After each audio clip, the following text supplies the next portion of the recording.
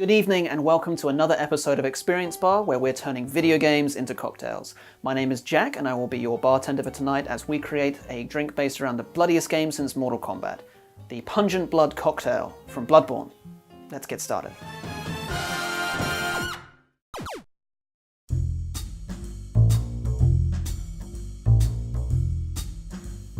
So for this drink you're going to need a shaker half filled with ice and 2 ounces of whiskey. I am using Thompson Whiskey's Two-Tone from New Zealand. Use that if you can, but if you can't, your favorite scotch. Use a blended, don't use single malt for this one.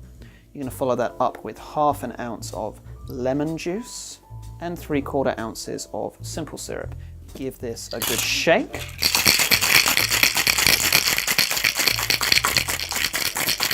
And strain it into a rocks glass filled with ice.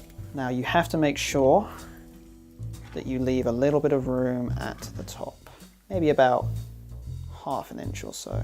Yeah, that'll, a little bit more. Don't want to waste this whiskey.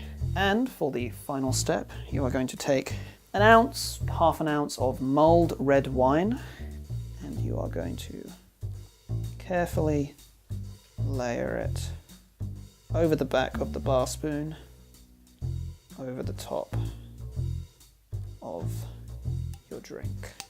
And there you have it, the Pungent Blood Cocktail with one final addition of your cherry garnish. Cheers.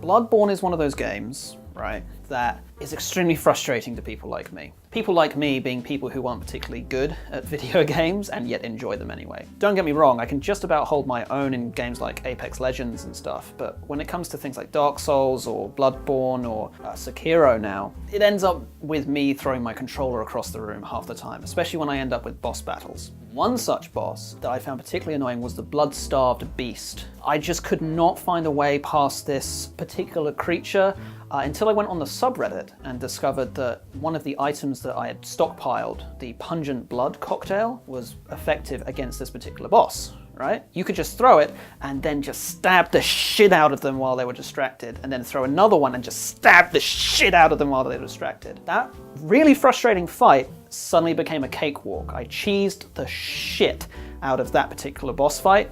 When my friend Sam Mannell, when he asked for the Pungent Blood Cocktail to be made in particular, I was elated. And with this drink, I feel like I've recreated it pretty well. It's actually based around a New York Sour. A New York Sour is usually bourbon, lemon, simple syrup, shaken, strained, and then you layer just regular Shiraz or Malbec big fruity red wine over the top, you layer it. But when you're creating a drink like the Pungent Blood Cocktail, you've got to add a little bit of extra something in there. So we replaced the red wine with mulled wine, and the bourbon we switched out with Thompson Two-Tone. Now, I have said to use Thompson Two-Tone in particular because of the way that it's made. It's a New Zealand whiskey, it's a blended whiskey, and one of the barrels that is used between the two blended elements is an ex-red wine barrel. So what you get with that is these very distinct red fruit notes in the whiskey and some spice as well, which pairs beautifully with the mulled wine. You end up basically with 3 drinks. You take your first sip and you get the red wine.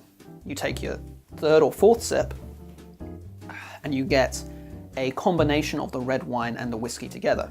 You take your 5th, 6th, 7th, 8th, and so on, and you end up with the red wine transitions into this whiskey sour at the bottom. You essentially get 3 different flavor profiles in one. But yeah, that's it. That is the Pungent Blood Cocktail as inspired by Bloodborne. I hope you guys have enjoyed this, and thank you to Sam for suggesting this one. If you guys are enjoying what we're doing here, please give us a like and a subscribe, or head over to our Patreon to support the show. It lets us do bigger and better things with Experience Bar.